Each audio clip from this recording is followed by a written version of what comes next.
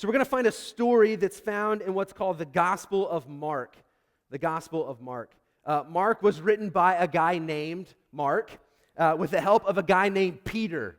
And Mark is going to give an account of what he knows about Jesus, what he's seen, what he's heard. And so we're going to hear these stories through the eyes of Peter and Mark. If you don't own a Bible, there should be a red Bible around you. That's our gift to you. If you want to take that, please do.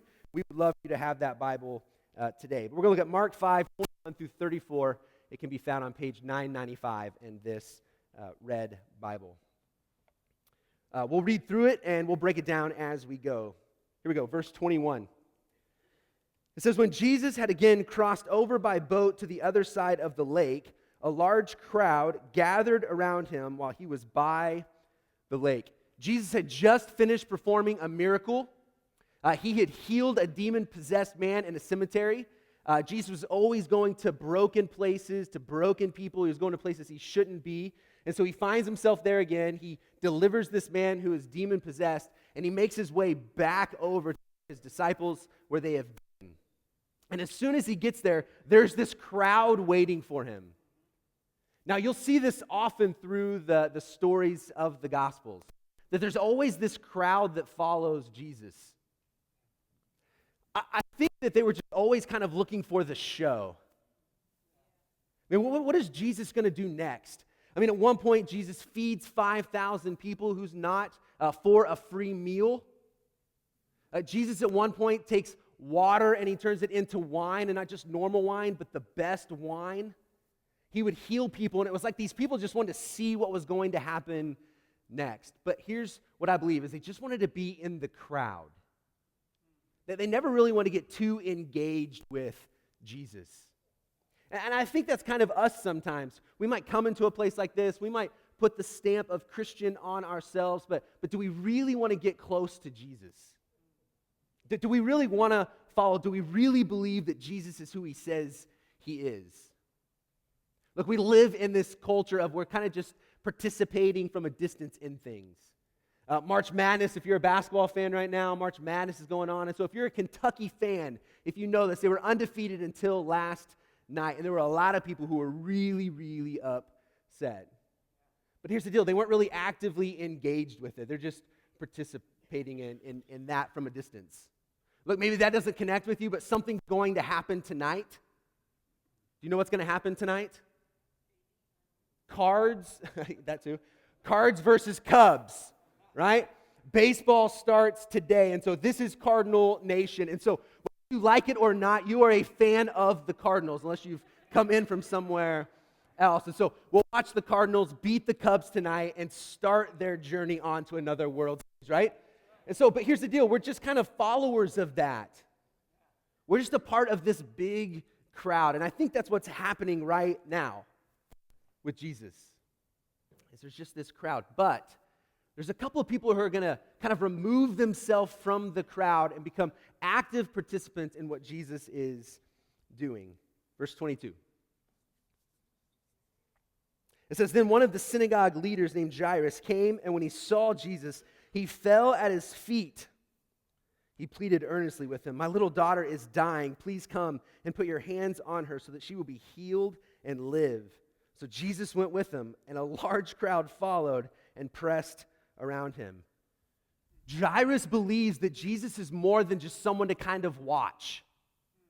Jairus actually believes that Jesus can do something for his dying daughter. Now we find out later in the story that his daughter was 12. That'll come into play here in a second. But Jairus comes to Jesus and says, look, I don't think my daughter is going to make it. I believe if you come and you put your hands on her, she'll be healed and she will live. And so Jesus' response is, okay, let's do this. I will go and I will touch your daughter. And so I get this picture of Jesus is no longer just kind of strolling through the streets. I don't think Jairus will let that happen. I have this picture of Jairus grabbing Jesus and pulling him along with him because someone's life depended on it. And so the crowd is probably chaotic. The crowd's talking. Why are we moving quickly? What's happening? Where are we going? But they don't stop. They keep pressing in on Jesus, and they want to be by him. Verse 25. It says, and a woman was there who had been subject to bleeding for 12 years. So Jesus is going to do something really, really important.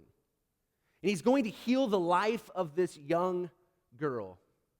But then there's this woman. Now, we don't know the name of this woman, but we know one thing about her, that she's had this issue.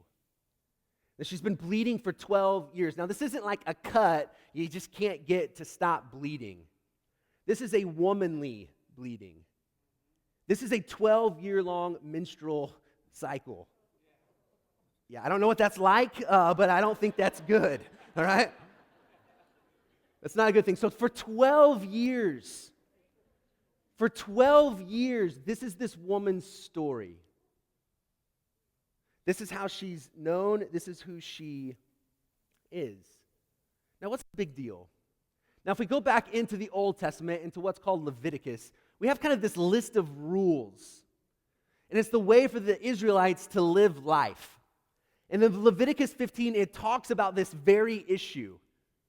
And it says that when a woman is in her menstrual cycle, she is considered unclean. And this is what that means. No one can touch her. No one can touch her.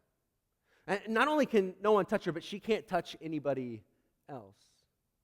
And not only that, but she cannot go into the temple. So she can't go in and worship. She can't go in and connect with God. She can't offer sacrifice for her. Since she can't do any of that, she's considered unclean. Now, this is where it gets kind of crazy. Anything she touches is now considered unclean. So when she lies in a bed, anyone who comes and lies in that bed is also considered unclean. If she sits in a chair and someone comes and sits in a chair later, the chair is considered unclean, and anyone touches the chair who sits in the chair is considered unclean. Now, a cycle should last 7 days, but it says if it lasts longer, then the lady is still considered to be unclean. This has been this woman's life for 12 years. For 12 years, this has defined her. She is unclean. This means everything to this woman. This means she is completely alone. This means that she is completely isolated. This means she has nobody. This means she has been separated from people, and not only has she been separated from people, but she's been separated from God for 12 years. So we have the little girl who's lived 12 years and is dying, and then you have this woman who has been really dead for 12 years. She has absolutely nobody. She has absolutely nothing. So let's look at a few things. First of all, how sick is this woman? Can you imagine? Can you imagine the pain she has suffered just physically? I mean, that can't be a good thing. She doesn't have the technology that we have today. And so, honestly, as simple as I can say this, is this woman was a mess. She was a mess, and a lot of people just avoided her completely. People wanted nothing to do with her. Remember, if she touched someone, they were unclean. If someone touched her, they were unclean. She was completely separated from everyone. My daughter and I have a 9-year-old daughter. We've been reading a book called Wonder. And in this book, Wonder, there's a little boy named Augie. And Augie has this facial deformity. And he's never been to school. And as a 5th grader, he goes to school. And he kind of scares the other little kids. And there's this one kid who comes up with a game called The Plague. And anyone who touches Augie now has the plague. And so he finds out that that's this game that's happening, and none of these kids want to be anywhere around him. No one wants to eat lunch with him. No one wants to sit by him. This is the story that this little boy Augie is living in. He goes home at night, and he cries, and he struggles. And here's what he comes to the realization, is he basically hates himself. He hates himself. This is this woman's story. For 12 years, this bleeding woman has been defined by her condition. Her family has probably pushed her away. She can't work, so therefore she's probably poor. She was socially unacceptable. Some would have even believed it was her fault. Some would have believed that God was punishing her. And so not only was she isolated from people, but there was probably this thought of, God, are you angry with me? God, what have I done? And so night after night, she probably begs God for forgiveness, and in begging for forgiveness, she's begging for healing. And every morning she wakes up, and she's still in the same place that she's been. So she's been removed from community, and she was completely alone. This is a horrible place for anyone to find themselves. I mean, the sickness is bad enough, but to be alone, to have nobody, to have nothing. Have you ever felt that? Do you feel that now? Do you feel like the life that you're living, the decisions that you've made, the decisions that have been made for you have been completely isolating to you? It's interesting as I talk to people and people struggle with things or going through certain things in their life, they often think this is the last place that they can come. No, I have too much going on. I have too many struggles. I have my past I'm trying to work through. And so they have chosen to isolate themselves from the people of God. Are you here today and you feel like if people really knew you, then you would be isolated? That's where this woman has found herself. She has found her place in a place of desperation every day of her life. I even wonder if there were ever those times where she just said, God, would you just end it? She kind of got to the end of her rope. God, would you just end it?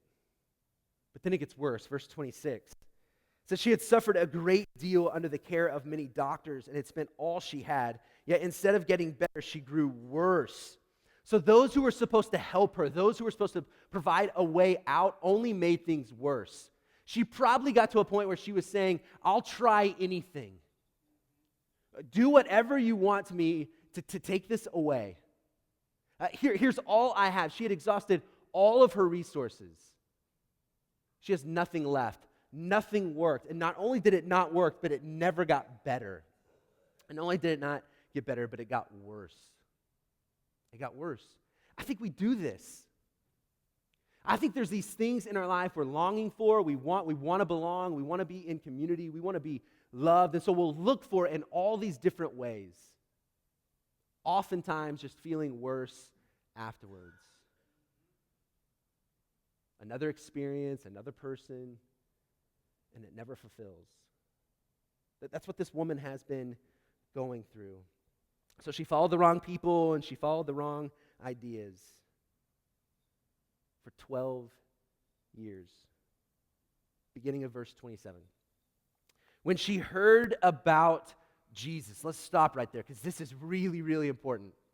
When she heard about Jesus, something was happening. So Jesus is going around, he's teaching, he's healing, people's lives are being changed, and something happens. You know what happens? People begin to talk about it.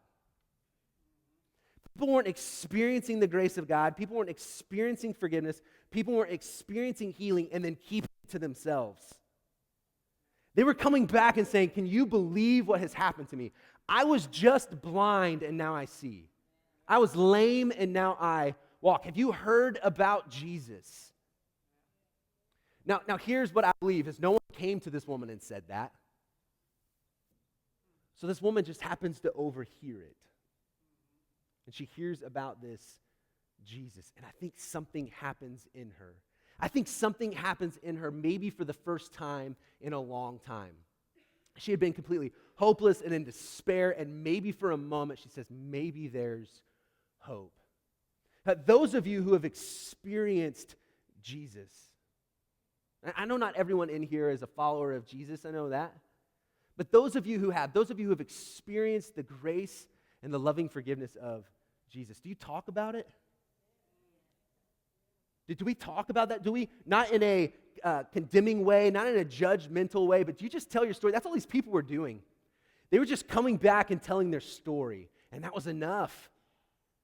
It was enough.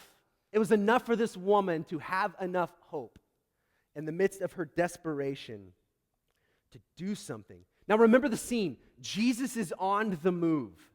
He's going to do something really, really important. Everyone is crowded in around Jesus. And then you have this woman who has heard about Jesus. She comes up with a plan. Let's keep going. It says she came up behind him in the crowd and touched his cloak because she thought, if I just touch his clothes, I'll be healed. She doesn't want to be noticed. She doesn't want to be embarrassed. She doesn't want to be stopped. She doesn't want to be called out. She thinks in her mind, if I could just touch Jesus. I don't need Jesus to see me. I don't need Jesus to talk to me. If I just touch Jesus, then something will happen. She's desperate, and she's willing to do whatever it takes. Are you desperate? Are you here today and you feel desperate? Do you feel like there's absolutely no hope? Do you feel like there's no way to Jesus? Do you feel that your addiction can never be broken? It just defines you. It's who you are. It's who you'll always be. Do you think your marriage is too far gone? Do you think your kids are a lost cause? Do you think that your past defines you and that there's no way out? Again, if anybody really knew who you were, no one would really love you. We put these masks on and we hope we can pretend enough that people will love us. Are you desperate? Because this is the part of the story, if it was a movie, that it would go into slow motion. Right? Where this woman fights her way through the crowd, not caring who she touches, not caring who she makes unclean, not caring about the rules, not letting anyone or anything stay in her way of touching Jesus. And so she goes and she reaches Jesus. Verse 29, it says, immediately, her bleeding stopped, and she felt in her body that she was freed from her suffering. In a moment, she's healed. In a moment. So 12 years of bleeding, of suffering, of isolation, of her identity being wrapped up in that is gone. In a moment. Now, let's see who Jesus is. Well, what is Jesus' response going to be? Verse 30. It says, at once Jesus realized that power had gone out from him. He turned around in the crowd and asked, who touched my clothes? Jesus knows something has taken place. It has cost Jesus something. Power has left Jesus, and he knows it. Now, why does he call out? Why does he turn around? What is Jesus hoping happens? Now, if you've read the story, if you know the story, you know what happens. But if you don't, there's this thought of, well, how is Jesus going to respond? Is Jesus angry? Is Jesus angry because someone has literally stolen a miracle from him? Is he angry because she didn't listen to the right way to do it? She didn't follow the rules. She didn't make the appointment. Didn't she know that he was doing something really important? Why did the interruption happen? Was Jesus angry? Was he disappointed that no one kept this unclean woman from him? What was the look on Jesus' face when he turned around? Now, I don't know about you, and I don't know if when you grew up, if your parents had the look. I remember my parents had the look, and now that I'm a dad, I have found out that I have the look. Not necessarily intended or meaning to, but I guess I have the look. And at times when I don't want to say anything and I'm frustrated and I keep my mouth shut, my kids can still tell I'm upset or I'm frustrated. And sometimes Kennedy, my 9-year-old, will even say, "What's wrong, Daddy?" I'll say, "Nothing. I didn't say anything." And she said, "But it's your face." Right? Your face says it all. What did Jesus' face look like here? As he begins to say, "Who touched me? Who touched me?" What does Jesus' face look like? I wonder if the woman touches Jesus and then slips back into the crowd, hoping just to disappear. I mean, she got what she wanted, right? I mean, she got the healing she was looking for. Why was Jesus concerned with who touched him? I picture this woman not necessarily wanting to come out of the crowd. And then you have the disciples, these guys who were following Jesus. They weren't the brightest group that Jesus called to follow him. And then here's their response. They say this, "You see the people crowding against you," his disciples answered, "and yet you can ask, 'Who touched me?'" I mean, everybody's touching you, Jesus. Everyone has been touching you. The crowd has been pressed in around you. Why did Jesus care? Jesus knew something special had happened. Verse 32. But, not listening to the disciples, but Jesus kept looking around to see who had done it. Again, get this picture. Is Jesus angry, or what does his face look like? Because now he is looking for her. He is looking for her. Verse 33. Then the woman, knowing what had happened to her, came and fell at his feet, and trembling with fear, told him the whole truth. So was Jesus looking to accuse? Was he looking to condemn? Was he looking to punish, to call out? I don't think so. Actually, I know he wasn't. Jesus was looking to affirm this woman, to welcome her in, to encourage her. Now, why does the woman do it? Again, she had the healing. Why didn't she just leave? I think she saw his face. I think when Jesus turned around, this bleeding woman saw something in Jesus' face. And she was seen for the first time in a long time.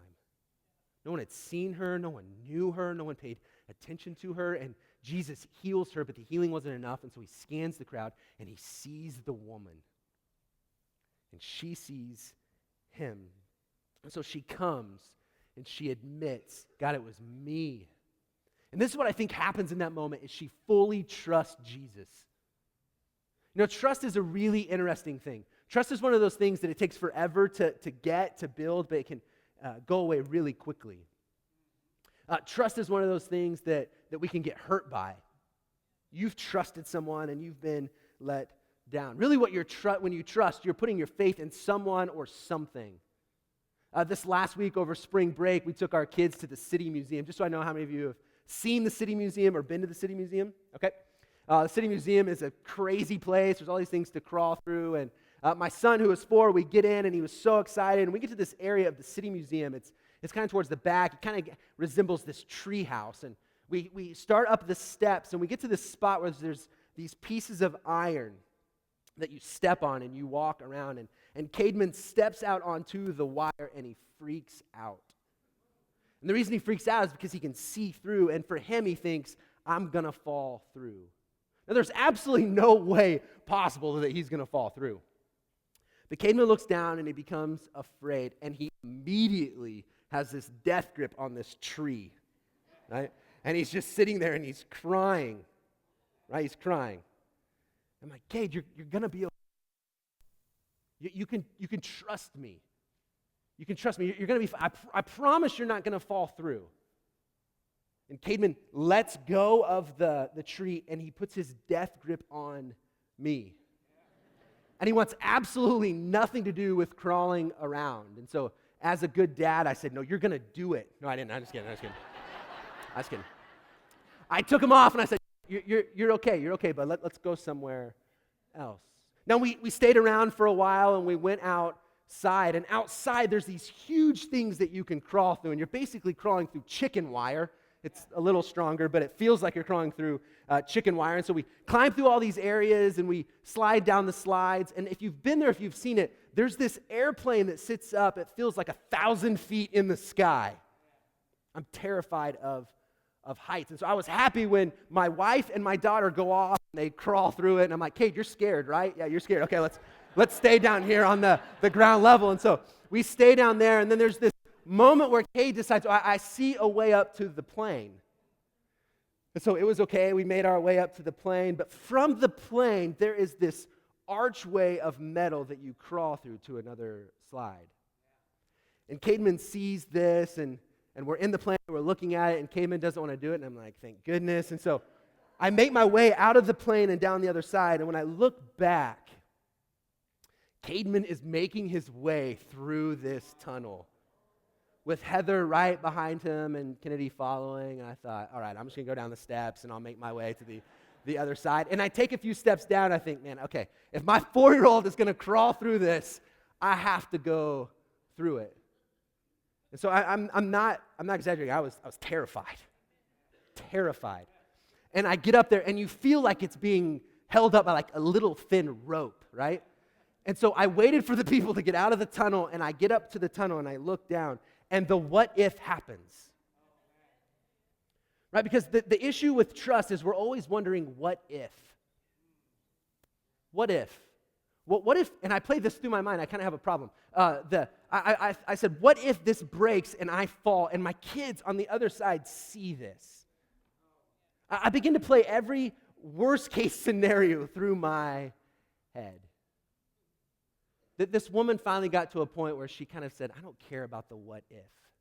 I'm tired of people telling me what I can do and what I can't do. I'm tired of people telling me that I have access to God.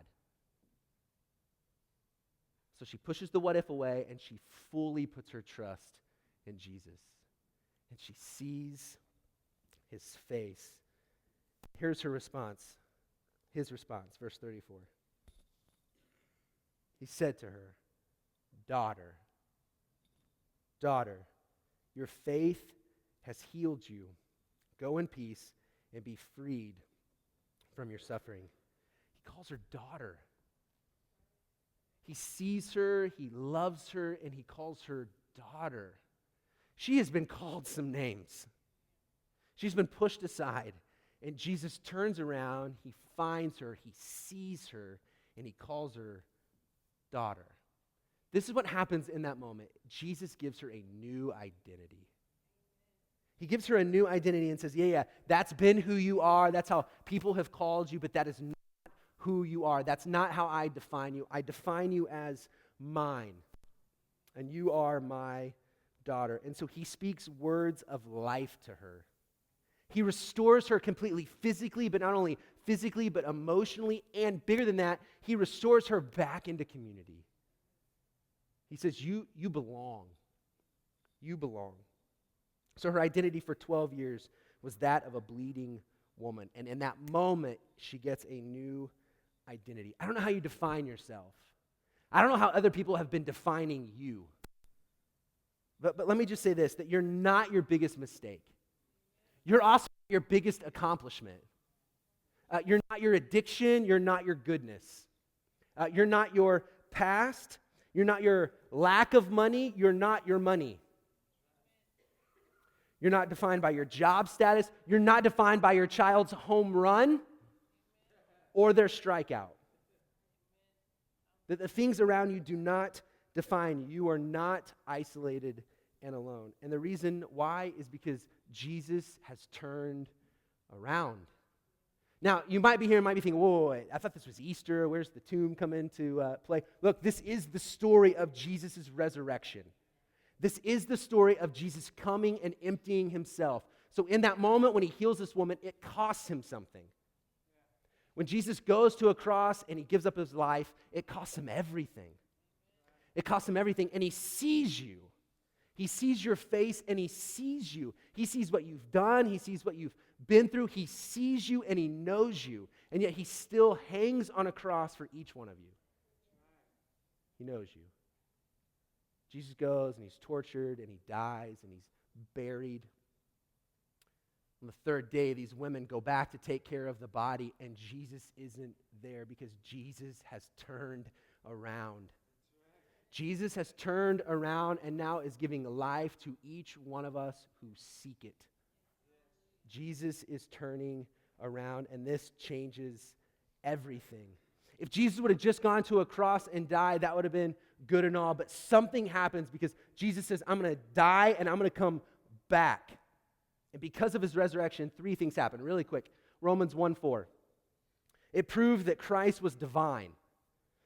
So you might say Jesus is a good man, Jesus was a good teacher, Jesus is, I don't know, but Jesus is God. Jesus turned around and he is fully God. It says this, and who through the Spirit of holiness was declared with power to be the Son of God by his resurrection from the dead. Jesus Christ is our Lord.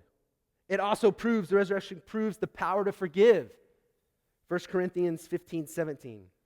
It says this, and if Christ has not been raised, your faith is futile. You are still in your sins. So if Jesus would have just gone to the cross, okay, but he went into a tomb and he turned around.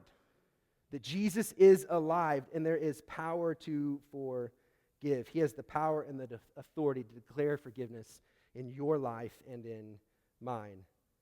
And finally, it proves Christ's power over death. Death is not final. It is not final. It says this in Romans 6:9. For we know that since Christ was raised from the dead, he cannot die again. Death no longer has mastery over him, because it has no mastery over him, it has no mastery over us. That we have been given this opportunity for grace and forgiveness. The band and the singers are going to come back up, and we're going to sing one last song in response. And as we do that, I just want to tell you this. Jesus knows you. Jesus sees you. He's not afraid of your darkness. He's not afraid of those areas in your life that you hope nobody finds out. He knows it. And listen to this. He knew it when he went to a cross. He's not surprised by your brokenness. He's not surprised. And so when Jesus turns around and sees this woman, he looks at her and he loves her and he gives her a new identity. Some of you, maybe today, that's what you need. You have seen yourself in a certain way. Today, you need to understand that there's an opportunity for a new identity. That Jesus is still, today, still turning around. Would you put your trust in him? Would you believe that that's for you, not for the people next to you, not for your parents, not for someone else, but it's for you? We're going to sing this song, this Christ is Risen, as a declaration of what God has done. Would you stand? I'll pray for us. God, thanks for today. Thank you that almost 2,000 years ago that you turned around, that you saw out this woman, that you saw her and that you loved her. It changed everything for her. God, I can think back 18 years ago when I heard about you.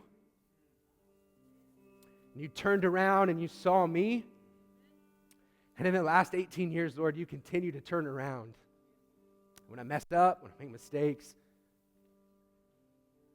you still see me, that you still know me, you still love me, and that you're still turning around to me.